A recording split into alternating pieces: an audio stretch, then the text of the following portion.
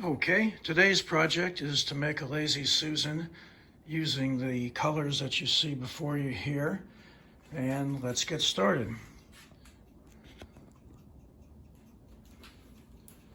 So the colors are mixed in a cup, and you can either put the colors in individually and not mix them further, or if you want, you can mix them further in the container. So the difference obviously would be that if they're not mixed any further, you'll get more distinct color on the piece, where if you mix them further, it'll be more of a blend. So one process that I like to use is to mix all of the colors on some occasions, and then on others just have a few of the colors so that you've got some variation and some contrast and different interest in the piece, and that actually makes the design. So for this piece, you'll notice that I've got the sides of the Lazy Susan turntable dammed up with painter's tape. And this gives the ability to have a deeper layer of epoxy, since if you don't dam it up, it will self-level to whatever viscosity the epoxy has from the manufacturer, either probably an eighth to a 16th to an eighth of an inch, and it'll then run off the edges. But by damming it up until it's just about ready to set up, you can maintain a thicker pour. And this is essential to have the thicker pour when you're doing cells with the cell solution, which I'll show in other videos. We're not using the cell solution on this particular piece because it's more of a wave, natural stone looking piece rather than cells. But if I was using the cell solution, I would definitely have to dam it up to make sure that it was deep enough for the cell solution to form the cells, but not bottom all the way out to the bottom of the wood turntable, or if you're using canvas, all the way to the canvas. All right, so we're creating some variation by not just going back and forth with the design, but creating some strata like you'd find in a natural rock, where it was laid down in different periods over time. And I don't know whether when I step in front of the camera you can see my shirt, but for me it's essential to have a shirt that I can wipe my fingers on, and that allows me to keep working and not have to search for a paper towel or rag or something. And normally I would wear a respirator, a good quality respirator. There's not supposed to be any volatile organic compounds in resin that's sold at crafters these days. So theoretically, you don't need a mask. However, I do notice a difference in my throat if I'm doing work without a mask. I also have the fan turned off just so we can hear better, and I am not wearing gloves. I know a lot of people like to wear gloves. I haven't found that the epoxy is particularly toxic or anything. It does dry out my hands, particularly because of cleaning them with the mineral spirits, I think, more than the actual epoxy itself. So I've got these separate containers of color down here, and I mixed them with and this is very important, I watched a video from these guys that do the kitchen counter resurfacing using epoxy, and they were very careful to say they weren't using popsicle sticks, that they were using tongue depressors. So if you're a professional epoxy artist, you want to always say you're using tongue depressors and not popsicle sticks. So that's just a professional tip there. All right, so this piece is coming along.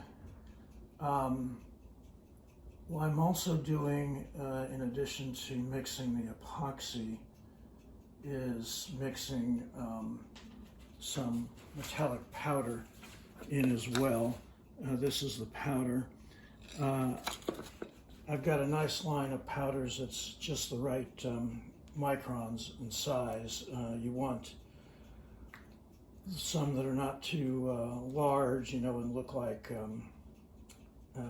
glitter, and you don't want any that are too small and will clump together. So this is a nice intermediate size, about 40 microns, that is great for the work I'm doing here.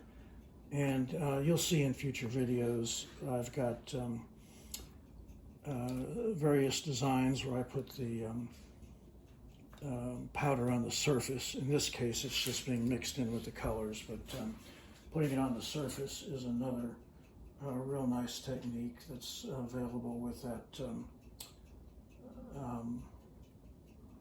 metallic powders. So I'll show you that in a later video. Okay. So for this video, we'll stop today at the point where I've got the rest of this filled in, and then I'll pick it up again tomorrow morning when the epoxy will have dried. Not dried, of course, it's chemically curing to the point where it can be handled. And then, as you probably know, it takes typically a week for the epoxy to fully cure to the point where it can be, you know, handled less carefully and, you know, taken to a show or packaged and shipped.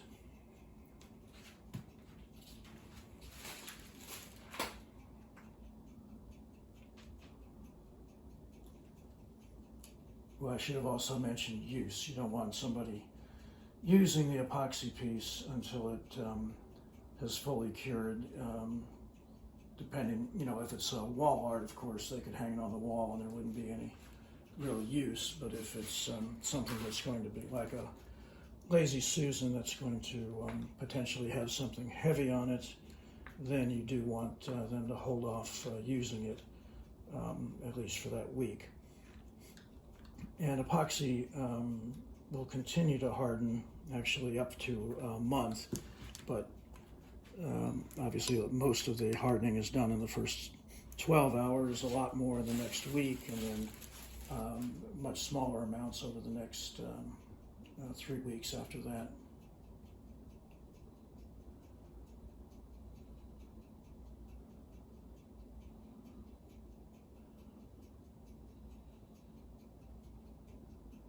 Okay. All right, so obviously every piece is unique, even with the same colors. I'm going to make a second one here in a moment, but it will be different enough that it certainly would be recognizable as the same colors, but would be clearly a distinct piece.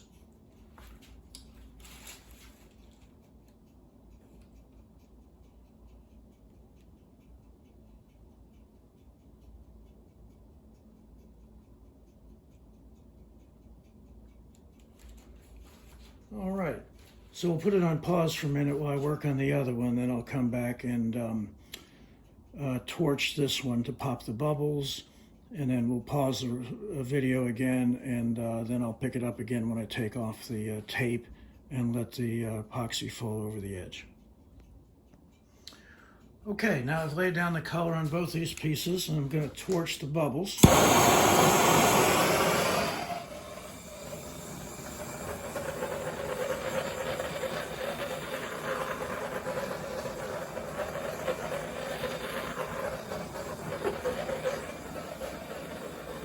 torching, of course, will remove the bubbles. It will also give you a nice, smooth, flat finish by making the epoxy a little bit more fluid, and it'll come to its self-leveling center. And typically, I will torch the bubbles 3 times.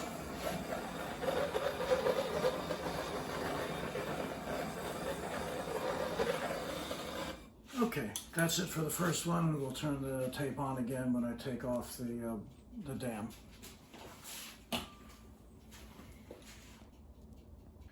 All right, now our epoxy has set up to the point where we can remove the tape, and we'll get a thicker flow over the edge than we would have gotten had the tape not been there, because the epoxy has now had about an hour to set up. And depending on the brand epoxy you use, it could be more, shorter or less, or more time than that.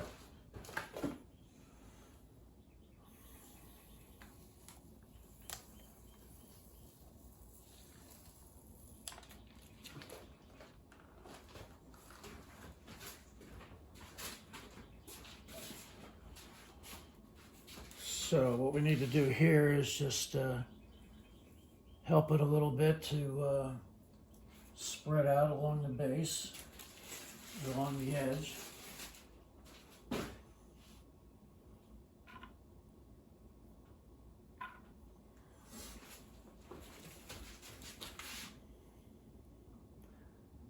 And the key is to catch it at just the right time when it's not so fluid that it's going to run off the edge, and not so thick that it won't flow down onto the edge. And now there'll be drips on the bottom of the piece, but I'll sand those off tomorrow after it sets up.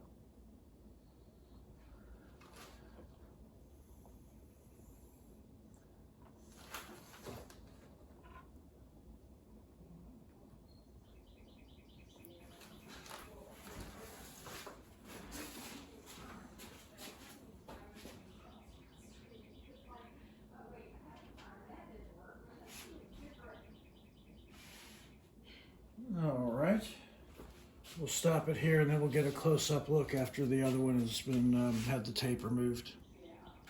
All right, so now the tape has been removed from the edges. We can look and see that we've got the pattern, the color, continuing right along the from the surface of the turntable onto the edge, and we'll have drips, of course, on the bottom of each piece.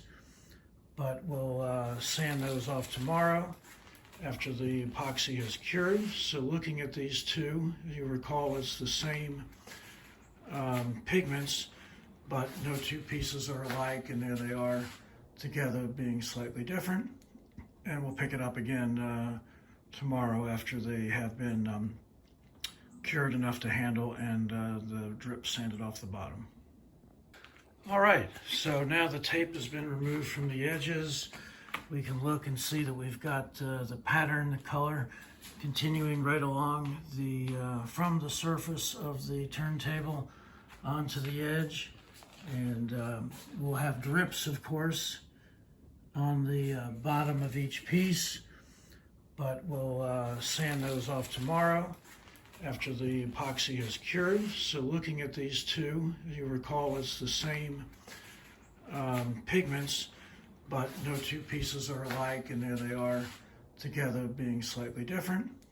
And we'll pick it up again tomorrow after they have been cured enough to handle, and the drip sanded off the bottom.